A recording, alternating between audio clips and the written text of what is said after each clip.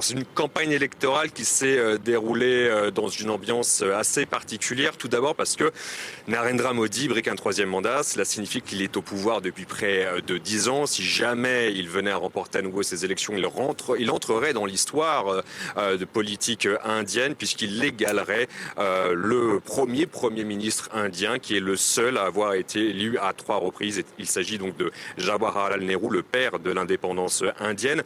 Il faut avouer que le sentiment général au tout début de ces élections était tout simplement que les élections allaient être pliées, que c'est Narendra Modi qui allait remporter haut la main ce scrutin avec probablement une majorité absolue pour son parti, le BJP.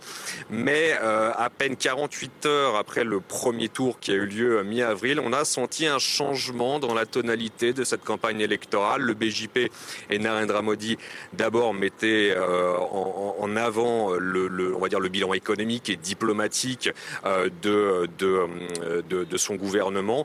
Et puis il a commencé, on va dire, à avoir des discours qui attaquaient violemment, frontalement les partis d'opposition, affirmant lors de meetings politiques que voter pour l'opposition équivalait à voter pour le djihad. Il n'avait pas d'ailleurs hésité à qualifier les musulmans indiens tout simplement d'infiltrés. Une rhétorique, on va dire, assez populiste, islamophobe, que certains experts analysent comme étant une forme de fébrilité peut-être de la part du BJP. On l'a vu tout au long des différentes phases de ces élections, le taux de participation est en légère baisse.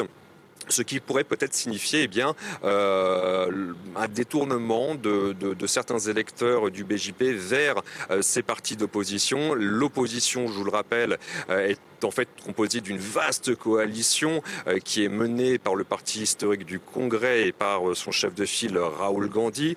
Et cette coalition, elle affirme que cette élection est le seul moyen de sauver la démocratie indienne. Un discours qui pourrait avoir convaincu des électeurs qui sont également, on va dire, peut-être agacés par le chômage et l'inflation qui ont particulièrement augmenté durant les 2 mandats de Narendra Modi.